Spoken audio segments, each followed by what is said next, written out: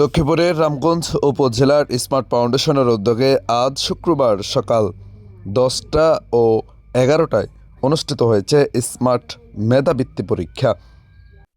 আজকে আমাদের smart smart foundation এবং স্মার্ট একাডেমিক কর্তৃক আয়োজিত মেধা অন্বেষণ স্কলারশিপ পরীক্ষায় আয়োজন করে এই পরীক্ষায় পঞ্চম এবং অষ্টম শ্রেণীর রামগঞ্জ উপজেলার শিক্ষার্থীরা অংশগ্রহণ করে। প্রায় 1000 শিক্ষার্থী এখানে অংশগ্রহণ করে। আমাদের এই ধরনের যে একটা প্রক্রিয়া, এ ধরনের একটা উদ্যোগ নেওয়ার জন্য আমি প্রথমে আমার সভাপতি মহোদয়কে ধন্যবাদ জানাই। স্মার্ট ফাউন্ডেশন এবং আমার যারা টিচার আছে, শিক্ষক আছে, অভিভাবক আছে, তাদেরকেও আমি ধন্যবাদ জানাই। উপজেলার অন্যতম বিদ্যাপীঠ স্মার্ট একাডেমিতে পঞ্চম শ্রেণীর 400 এবং অষ্টম শ্রেণীতে 300 এর অধিক শিক্ষার্থী এই মেধাবৃত্তি পরীক্ষায় অংশগ্রহণ করে। বৃত্তির আসলে একটাই উদ্দেশ্য যে রামগঞ্জের ছোট ছোট যারা বাচ্চা আছে, ছোট ছোট যারা ছেলেমেয়েরা আছে, এদেরকে উদ্বুদ্ধ করা, লেখাপড়া করে তারা যেন মানুষের মতো মানুষ হতে পারে, দেশ এবং দেশের বাইরে তারা যেন আমাদের এলাকা রামগঞ্জের নাম বলে যেন উজ্জ্বল করতে পারে, সেই উদ্দেশ্য তাদেরকে উদ্বুদ্ধ করা, যেন লেখাপড়ার প্রতি তাদের আরও আগ্রহ জাগে।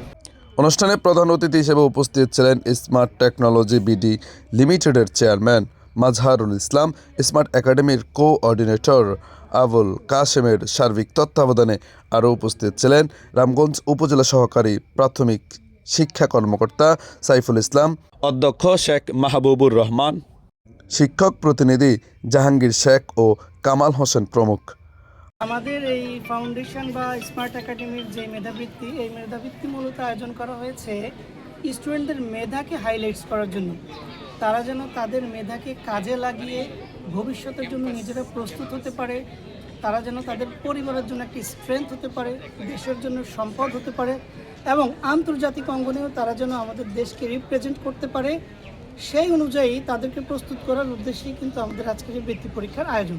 আয়োজকরা জানান, মেধাবৃত্তি পরীক্ষার প্রথম, দ্বিতীয় ও তৃতীয় স্থান অধিকারকারীরা যথাক্রমে একটি ল্যাপটপ, ট্যাব ও শিক্ষা সরঞ্জাম পাবেন।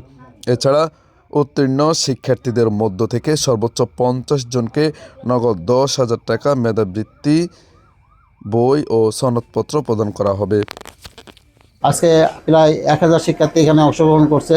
এখানে অবদান সবার, রামগঞ্জ উপজেলা সকল স্তরের মানুষের।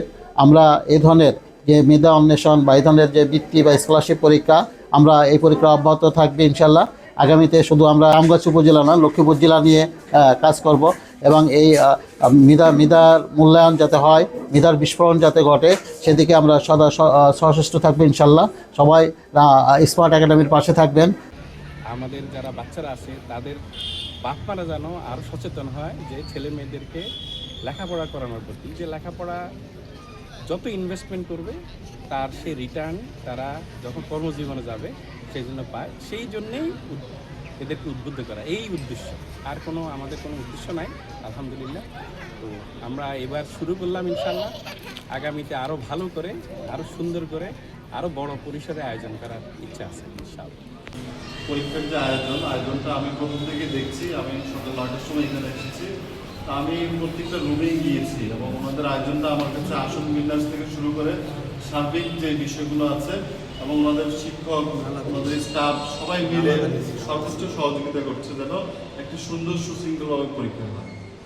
আমি আমার কাছে মনে হচ্ছে প্রথমবার যেহেতু ওনাদের এই পরীক্ষার প্রস্তুতিটা আমার কাছে ভালোই মনে হয়েছে। আমার কাছে এখন পর্যন্ত কোনো ল্যাকিংস মনে নেই। তো আমার মনে হচ্ছে ওনারা যদি এইভাবে ধরে রাখে, সামনে প্রত্যেকটা ক্লাসে ওনারা এরকম মেধা যাচাই করতে পারে। আর মেধা যাচাই করলে শিক্ষার্থীরা আসলে ডেভেলপ হয়, তাদের যেই পরীক্ষা দেওয়ার যে প্রবণতা সেটা হয় এবং তাদের প্রস্তুতি অনেক বাড়ে, তো তাদের মেধারও বিকাশ হয়।